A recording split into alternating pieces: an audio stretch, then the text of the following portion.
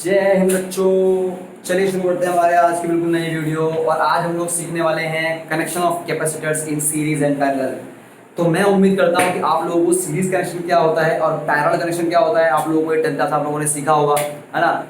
But मैं चलो ये मान लेता हूँ कि एक टाइम के लिए मान लेता हूँ कि आप भूल चुके हैं सीरीज और पैरेलल क्या होता है ना। तो पहले जब डेरिवेशन करेंगे उसमें तो आप बिल्कुल देखते ही पिक कर लोगे यार कि क्या सीरीज है क्या पैरेलल है। लेकिन कभी कभी न्यूमेरिकल्स ऐसे आएंगे कि वो आपको कंफ्यूज कर देगा, आप पिक ही नहीं कर पाओगे सीरीज क्या होता है पैरेलल क्या होता है। तो इस वीडियो में आपको एक बहुत जबरदस्त ट्रिक सिखाऊंगा जिससे आप एकदम पिक कर लेंगे कि ये सीरीज कनेक्शन है या पैरेलल कनेक्शन है। चलिए शुरू करते हैं। देखिए पहले बात करते हैं कैपेसिटर इन सीरीज। तो क्या करना है, हम सबसे पहले 3 कैपेसिटर को सीरीज में लगाएंगे, इसका डेरिवेशन कर रहे हैं। ठीक है, ये हमारी बैटरी है, बैटरी का वोल्टेज V है, इसकी कैपेसिटेंस C1, इसकी कैपेसिटेंस C2, इसकी capacitance C3। Let the three capacitors with capacitance C1, C2 and C3 are connected in series across the battery of potential difference voltage V। ठीक है, ये तो बिल्कुल थ्योरी जैसी बातें हैं। ठीक है, कोई दिक्कत तो है नहीं। अब देखिए जैसे आप लोग सेम कार्रवाई करते थे, याद करो आप यही सेम कार्रवाई करते होंगे रजिस्टर के लिए। आपने यहाँ पर क्या था R1, R2, R3, यहाँ पर है C1, C2, C3। तो रेजिस्टेंस में फ्लो होता है करंट। ठीक है, वहाँ पे आपने पढ़ा था करंट को, यहाँ पर आप पढ़ेंगे चार्ज को, है ना। तो हमेशा रखना इन सीरीज में चार्ज क्या होता है सेम। जैसे वहाँ सीरीज में करंट सेम होगा वैसे यहाँ सीरीज में क्या होगा चार्ज क्या होगा सेम। अब देखिए क्योंकि सीरीज में है तो कुछ वोल्टेज इसके अक्रॉस गिर जाएगा V1, कुछ वोल्टेज इसके अक्रॉस गिर जाएगा V2 और कुछ वोल्टेज इसके अक्रॉस गिर जाएगा V3। Plus minus plus minus और प्लस। लेकिन एक बात याद रखना, जो वोल्टेज टोटल होगा ना इसी में से गिरेगा। मतलब अगर यहाँ पर वोल्टेज होगा 100 तो 100 ही यहाँ पर गिरेगा, कुछ यहाँ पर गिर गया, कुछ यहाँ पर गिर गया, कुछ यहाँ पर गिर गया। मतलब इन सबका सम 100 हो सकता है, उससे ज़्यादा नहीं होगा। अबे इमेजिन करो यार, मैं आपको एक मग पानी दे रहा हूँ, ठीक है, मैं बोल रहा हूँ थोड़ा यहाँ गिराओ, थोड़ा यहाँ गिराओ, थोड़ा यहाँ गिराओ। तो आप जो पानी गिराओगे वन मग से, एक मग से जो आप पानी गिराओगे वो कभी जो पानी जो मैं उस पानी का सम करूँगा तो कभी एक मग से ज़्यादा नहीं होगा, क्योंकि मैंने आपको एक ही मग पानी दिया है। मैंने आपको बोला कि एक ही मग को यूज़ करो, तो आप एक ही मग गिराओगे, थोड़ा यहाँ थोड़ा यहाँ थोड़ा यहाँ, पूरा गिराना है आपको, खाली करना है उसको, 3 जगहों में गिराना है। तो जब मैं उस सब पानी को जोड़ूंगा तो एक ही मग तो बनेगा, ज़्यादा तो बन ही नहीं सकता। ठीक है, इसको केवीएल बोलते हैं, किरचॉफ वोल्टेज लॉ। या आप लोग आगे सीखोगे। ठीक है, अभी के लिए समझ जाओ जो ये वोल्टेज है यही सब जगह ड्रॉप होगा। सही बात है कि नहीं बात है। ठीक है, तो सीरीज का जो डेरिवेशन है तो बहुत ईजी है, आप लोगों को नोट्स में प्रॉपर डिस्क्रिप्टिव तरीके से मिल गया होगा। देखिए V इज इक्वल टू क्या होता है V1 plus V2 plus V3। मान लेते हैं let the capacitance of series, इस पूरे सिस्टम की जो कैपेसिटेंस है मान लेते हैं वो CS है। ठीक है, तो अगर इस पूरे कैपेसिटेंस CS है तो कुछ ऐसे ही बन जाएगा, एक बैटरी लगी हुई है, पूरे कैपेसिटेंस क्या है CS, बैटरी कितनी है V। तो इस पूरे सिस्टम से जो चार्ज निकलेगा ये Q, Q की वैल्यू क्या होगी Q is equal to CS into V। सही बात है कि नहीं बात। ठीक है, तो इस V की वैल्यू समझ आ रहा है आपको क्या बोल रहा हूँ। ठीक है, बोला जाए तो क्या मैं इस V को लिख सकता हूँ Q अपॉन CS, ये ना, यहाँ से V की वैल्यू क्या आएगी Q अपॉन CS। ऐसी V1 की वैल्यू कितनी आएगी, देखो in series charge remain same, इसका भी चार्ज Q है, इसका भी चार्ज Q है, इसका भी चार्ज Q है, पूरे सिस्टम का भी Q है। तो Q V1 की वैल्यू कितनी आएगी Q अपॉन C1, इसकी वैल्यू कितनी आएगी Q अपॉन C2, इसकी वैल्यू कितनी आएगी Q अपॉन C3। यानी Q is equal to CV, बड़ा स्टैंडर्ड फॉर्मूला आप लोगों को सिखाया। Q सबके लिए सेम है, सीरीज Q रिमेंस सेम। तो Q Q Q Q cancel हो गया, तो क्या बच गया 1 upon CS is equal to 1 upon C1 plus 1 upon C2 plus 1 upon C3। अगर ऐसे ही आपके पास n कैपेसिटर्स आ जाएं तो क्या करेंगे आप, plus dash dash dash dash 1 upon C n, आप लोग इसे n तक ले जाएंगे। सही बात है कि नहीं बात है। अब सोचिए अगर आपके पास सीरीज में, अगर आपके पास सीरीज में ऐसे ऐसे आइडेंटिकल n कैपेसिटर्स जोड़ दे तो क्या उनकी वैल्यू होगी 1 upon C plus 1 upon C plus 1 upon C plus क्या 1 अपॉन C। कितने जोड़े n, देखो 1 upon C equals to LCM कितना कर सकता हूँ, C ऊपर जाएगा 1 plus 1 plus dash dash dash n। एक को एक बार जोड़ो तो 1 बनता है, एक को 2 बार जोड़ो 2, एक को 3 बार जोड़ो 3, एक को 4 बार जोड़ो 4, एक को n बार जोड़ो, कहाँ से जा रहा है n तक, तो क्या बन जाएगा n। तो 1 upon CS is equals to n upon C। तो CS की वैल्यू कितनी आ गई C अपॉन n।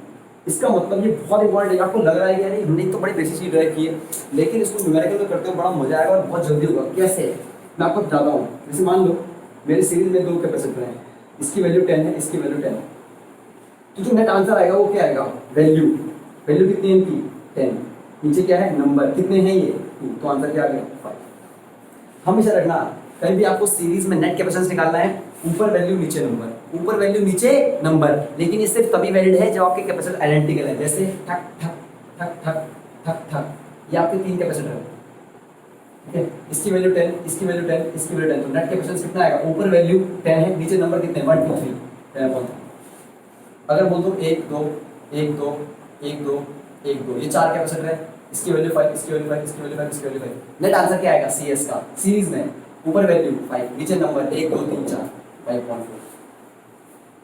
समझ रहे हो? तो अगर हमेशा थोड़ा यूज क्या होता है 10 और मान लो 10 है तो 10.5 होगा, ठीक है। और अगर ऐसे है मान लो ये 2 है, एक कैपेसिटर दूसरे कैपेसिटर कितना है 2 है, 2 और 2 सीरीज में है, तो ऊपर वैल्यू नीचे नंबर 2 2 1। हमेशा याद रखना कहीं भी सीरीज में दो सेम वैल्यू की जुड़े तो हमेशा हाफ कर देना, जैसे 10 10 जुड़ा है तो आंसर 5 होगा, 2 2 जुड़ा है तो 1 होगा, 1 1 जुड़ा है तो हाफ होगा, 5 5 जुड़ा है तो 5.2 होगा, 6 6 जुड़ा है तो 3 होगा सीरीज में। समझ आ रहा है?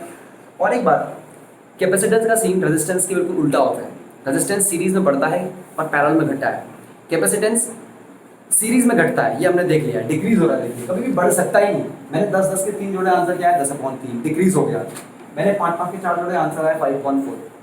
तो कभी भी आपको इंडिविजुअल वैल्यू से कम वैल्यू का कैपेसिटर चाहिए होगा तो आप हमेशा उसको सीरीज में जोड़ेंगे, ठीक है। बड़ा ही इम्प्रैक्टिकल बात बोल रहा हूँ, सीरीज में कोई जोड़ेंगे आप मार्केट से कम कैपेसिटेंस का ही कैपेसिटर लाओगे, ठीक है। सीरीज में जोड़ के दो कैपेसिटर को सीरीज जोड़ना बेवकूफ़ी, क्या है बेवकूफ़ी, ठीक है। पैरेलल जोड़ सकते हो क्योंकि बढ़ता है, सीरीज जोड़ने का कोई लॉजिक नहीं होता। मार्केट से कम लेके आ जाओ, क्यों महंगा वाला लेके आ जाओ, पहले कम माइक्रोफैराड कैपेसिटर लेके आओ, ठीक है। अब बात करते हैं पैरेलल।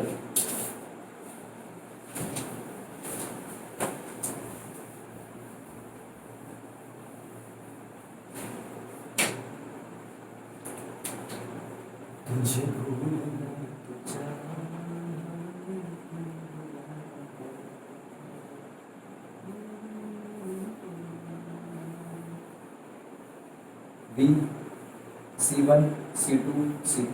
देखो अपनी लाइफ में याद रखना, जब भी कभी हम कैपेसिटर को देखो, कैपेसिटर पैरेलल में है तो in parallel voltage remain same. ये देखो जो वोल्टेज, देखो ये देखो ये पॉइंट है और ये पॉइंट, इस कैपेसिटर का भी पॉइंट है, इस कैपेसिटर का ये पॉइंट है, इस कैपेसिटर का भी ये पॉइंट है, इस कैपेसिटर का भी ये पॉइंट है, इस कैपेसिटर का भी ये पॉइंट है, इस कैपेसिटर का भी ये पॉइंट है। जब भी कभी दोनों कैपेसिटर्स के दोनों पॉइंट सेम हो जाते हैं तो उसे बोलते हैं पैरेलल कनेक्शन, ठीक है।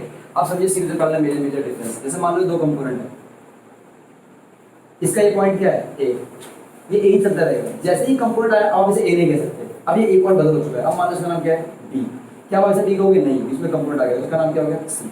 तो इन दोनों कैपेसिटर के बीच में सिर्फ एक पॉइंट कॉमन है, उसे हम क्या बोलेंगे बी। तो हमेशा याद रखना जब भी कभी दो कंपोनेंट्स के बीच में एक पॉइंट कॉमन आता है उसे हम बोलते हैं सीरीज कनेक्शन। कौन सा कनेक्शन? Series connection. लेकिन जब भी कभी दो कैपेसिटर्स के बीच में देखो ये पॉइंट, इस पॉइंट का नाम क्या है मान लो ए, तो ये भी ए चेंज हो गया, इसका नाम मैंने क्या रखा बी, तो बी बी बी बी, इसका नाम क्या है, पूरा ए चल रहा है, ये पूरा बी चल रहा है, ऐसे ही पूरा ए चल रहा है, पूरा बी चल रहा है। तीनों कैपेसिटर के दोनों पॉइंट क्या है सेम है, इसे बोलते हैं पैरेलल कनेक्शन। पैरेलल कनेक्शन में वोल्टेज सेम रहता है। मान लो बैटरी से चार्ज निकला Q, तो Q1 को कुछ यहाँ जाएगा Q1, यहाँ जाएगा Q2, यहाँ जाएगा Q3। इन पैरेलल आप बताओ आगे जाके फिर ये क्या बन जाएगा Q, सब मिल जाएंगे। तो conservation of charge Q is equal to Q1 plus Q2 plus Q3। जो ये चार्ज है इस पूरे का मान लेते हैं कैपेसिटी बनेगा Cp, ये बनी बैटरी, यहाँ पे चार्ज निकला Q, तो जो Q होगा ये क्या होगा Cp into V, Cp into ये Q कौन सा निकला, पूरे के पूरे पैरेलल से निकलेगा, तो Q की इस Q की वैल्यू क्या होगी Cp इंटू V, ये क्या होगा C1 into V plus C2 into V plus C3 into V। जो सीरीज था तो उसमें चार्ज सेम रहा, ये पैरेलल इसमें वोल्टेज सेम रहेगा, वोल्टेज वोल्टेज वोल्टेज कैंसिल हो जाएगा, तो Cp की वैल्यू क्या आ जाएगी C1 plus C2 plus C। अगर n कैपेसिटर होंगे तो C1 plus C2 plus C3 dot dot dot n। अगर n आइडेंटिकल होंगे तो Cp की वैल्यू क्या होगी Cp is equal to C plus C dot n। C को एक बार जोड़ा तो C को दो बार जोड़ा 2C, C को तीन बार जोड़ा 3C, C को n बार जोड़ा nC। इसका मतलब ये होता है पैरेलल। तो पैरेलल में वैल्यू हमेशा बढ़ती है, कभी भी घटती नहीं है। तो अभी आपको सिर्फ फॉर्मूला करने सीरीज और पैरेलल के। अब देखिए मैं आपको क्वेश्चन करता हूँ बहुत जबरदस्त तरीके से, मैंने उन लोगों को भी ग्रुप में कराया, मैं आपको ग्रुप में कुछ क्वेश्चन दूँगी, हो सकता है यहाँ पर कुछ क्वेश्चन की वैल्यू चेंज हो जाएगी, बट आपको खुद ही क्वेश्चन बनाना है। देखिए क्या है क्वेश्चन, समझ क्वेश्चन हमेशा पॉइंट वाला कंसेप्ट पकड़ो। जब भी कभी कैपेसिटर्स के दोनों पॉइंट सेम हो जाएंगे, दोनों पॉइंट सेम हो जाएंगे तो वो कहलाता है पैरेलल कनेक्शन। पर जब भी कभी सिर्फ एक पॉइंट सेम हो बोलते हैं सीरीज कनेक्शन। अब देखिए पॉइंट आपको रूल्स बताता हूँ। जैसे मान लो मैंने इस पॉइंट का नाम दिया है ए, ठीक है, मैंने इस पॉइंट का नाम क्या दिया है ए, ये वायर चली, इसका नाम ए ही रहेगा, अब भी इसका नाम ए ही है, वायर चली, अब भी इसका नाम ए ही है। जब तक इसके बीच में कंपोनेंट ना आ जाए, जैसे इसके बीच में कोई भी रजिस्टर आ जाए, अब इसको आप ए नहीं कह सकते, आपको सब कोई और नाम देना पड़ेगा क्योंकि बीच में कंपोनेंट आ चुका है। अगर कंपोनेंट नहीं आएगा तो ये यही रहेगा, कहीं भी ले जाओ, इस पॉइंट का नाम यही रहेगा। लेकिन अगर बीच में कंपोनेंट लग गया, कोई भी बल्ब लग गया, टीवी लगी, कैपेसिटर लग गया, रेसिस्टर लग गया, कुछ भी, तो अब ये बी हो जाएगा। फिर एक कंपोनेंट लगा, अब ये सी हो जाएगा, क्योंकि वोल्टेज चेंज हो गया, कुछ वोल्टेज इसने खा लिया है तो सेम वोल्टेज नहीं रहेगा। लेकिन अगर कोई कंपोनेंट नहीं रहा तो एक का नाम ए ही रहेगा। लेकिन अगर कंपोनेंट लग गया तो फिर आप सेम पॉइंट से नोट नहीं कर सकते, रूल होता है, समझ लीजिए। अब देखिए, मान लो ये पॉइंट ए और बी, आपको इसके कैपेसिटेंस निकालनी है। ये आपका कैपेसिटर है, ये आपका कैपेसिटर है, ये कैपेसिटर है, ये क्या, और ये मान लो इसकी वैल्यू 10, इसकी वैल्यू 10, इसकी वैल्यू 5, इसकी वैल्यू 5 और इसकी वैल्यू, ठीक है।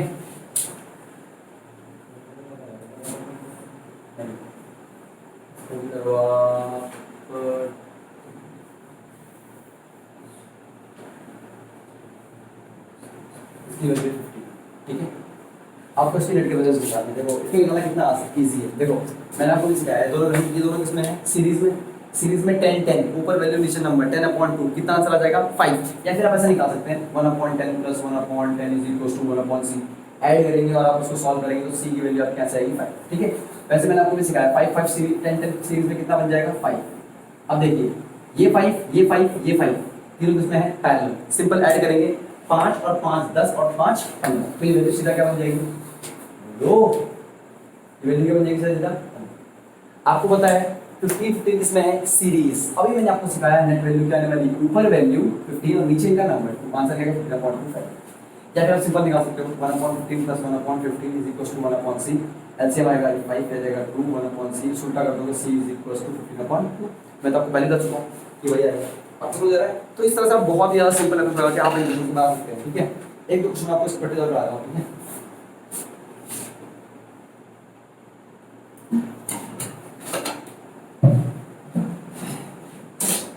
हटा दूँ,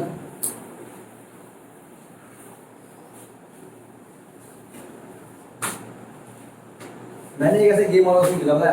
मैंने क्या किया, एक बैटरी ली, क्या इससे चार्ज निकाला मैंने 4 कूलम, और मैंने आगे कैपेसिटर बनाया, फिर मैंने आगे कैपेसिटर बनाया, फिर मैंने आगे कैपेसिटर बनाया, वहाँ के मैंने यहाँ एक कैपेसिटर बनाया, और फिर मैंने यहाँ एक कैपेसिटर बना दिया। ऐसा यहाँ पर चार्ज फ्लो हुआ Q1, यहाँ पर चार्ज फ्लो हुआ Q2, यहाँ पर चार्ज फ्लो हुआ Q3। तो मैंने बच्चे से पूछा कि बताओ इस Q3 की वैल्यू कितनी होगी, इस Q3 की। पेन उठाने की जरूरत ही नहीं है। देखो हमेशा याद रखना, भूल गया सब कुछ, कोई क्वेश्चन एक मार्क्स दिया मैंने आपको, ठीक है, वो कंफ्यूज हो गए, मैंने सब कंफ्यूज हो गए। इस बैटरी से कितना चार्ज निकल रहा है 4 कूलम। अबे जब इससे 4 कूलम निकल रहा है तो भाई कंजर्वेशन इसमें आएगा भी कितना 4 कूलम। जब ये 4 कूलम है तो पीछे से भी कितना आ रहा होगा 4 कूलम तो आ रहा होगा। अबे हो सकता है यहाँ अलग हो रहा, मिलके तो 4 कूलम बन गया। मैंने आपसे ये थोड़ी पूछा वाले चार्ज, मैंने आपसे ये पूछा तो जब इस बैटरी से निकल 4 कूलम रहा है तो इस बैटरी में आया कितना 4 कूलम। डायरेक्टली Q3 का आंसर था 4 कूलम। खाली घूम गए, उनके चक्कर में पड़ गए, कंफ्यूज हो गए Q1 Q2 में। क्यों कंफ्यूज हुए वहाँ, जब इससे निकला 4 कूलम है तो आगे जाएगा डिवाइड होगा, इधर जाएगा फिर डिवाइड होगा, आगे जाएगा डिवाइड होगा फिर मिलेगा, फिर डिवाइड होगा फिर मिल जाएगा। तो जब 4 यहाँ से गया 4 ही डिवाइड हुआ, कुछ यहाँ गया कुछ यहाँ गया, फिर मिल गया फिर 4 बन गया, फिर डिवाइड हुआ फिर मिल गया फिर 4 बन गया। तो यहाँ पे पूछ रहा हूँ मैं आपसे, तो आंसर फिर कितना होगा 4। समझ रहे हो। तो इस तरह का मैंने क्वेश्चन दिया था। और एक और बहुत क्वेश्चन है, उसमें बड़ा ये सर कॉम्प्लेक्स नेटवर्क है, कुछ भी बता दूंगा मैं, वो मैं आप लोगों को कराऊंगा जब आप क्लास में होंगे। ठीक है, तो इस तरह के और बहुत सारे क्वेश्चन जो आप लोगों को उसके ऊपर मिल जाएंगे।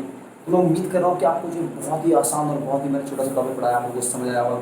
ठीक है, तो अब मिलते हैं हम लोग अपनी अगले वीडियो में, और उम्मीद करते हैं हम लोग कल मिलेंगे। ठीक है, और जो भी आपको नोट्स मिल रहे हैं और क्वेश्चन मिल रहे हैं प्लीज़ उन्हें करते रहो, ऐसा मत करो कि तुम पीछे रह जाओ। सही बात है, तब तक के लिए जय हिंद।